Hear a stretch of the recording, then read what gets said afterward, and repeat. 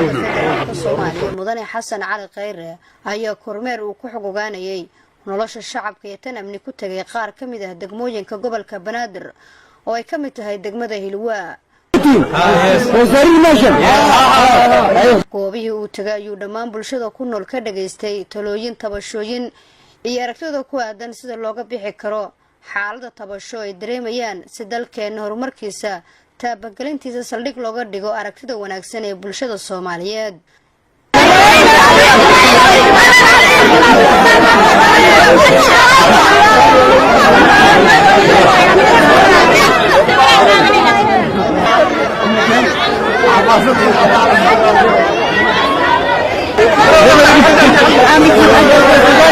Ra'iisul Wasaare Khayre ayaa odayaasha dhaqanka ee dhalinyarada si isku mid ah waqti ula qaadanaya taasoo fursad u siisay inay u sheegtaan baahidooda kala duwan isla markaana ay u soo bandhigaan talooyin ku qotomay dawlad jacayl iyo horumar gaarsiinta dalkeena.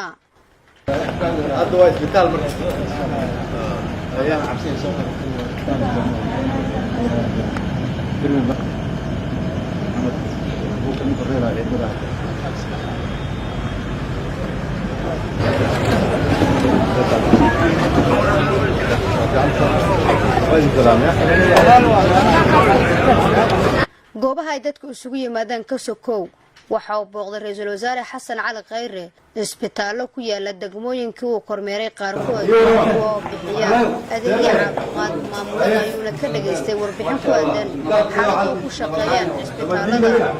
dadka uu kula kulmay degmooyinka uu kormeeray Ra'iisul Wasaare Xasan Cali Khayre waxay ku ammaaneen sida uu markasta fursad ugu siinayo dadka aan awoodin inay tagaan xafiiskiisa isla markaana ay ku jirto talooyin Soomaaliyeedsan ee wax badan ku soo kordhinaysa hoggaanka dalka. wax badan oo siyaasiyiin badan iyo odayaasha laga yaabo inay ka buuxayaan anagana buuxayo horumarka dalka ah oo dhalinyarada iyo wadajirka iyo mataqaanaa dawladnimada la ilaashada. marka aad ugu madcelinayna in madaxda waxaan ka codsanayna inoo badiyaan kulamo maahan هذا أفضل ذلك هذا أفرح سنة مجري جرين وح دولتنا أما دولتي كهرس إن ملاحظ ذلك معناها سي بابليك كليا ضدك أول ما ذان نرمي سكوريتي واحد بدراوي فركا إن معناها كسوني زائد أنت سوق قادي مال بابليك نوعي ما تيد ضد كان سومالية أكل سنة تيد هذا أفرح سنة وأنا برامج هرمرة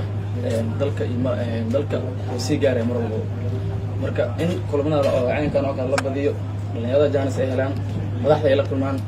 aad ugu fahsan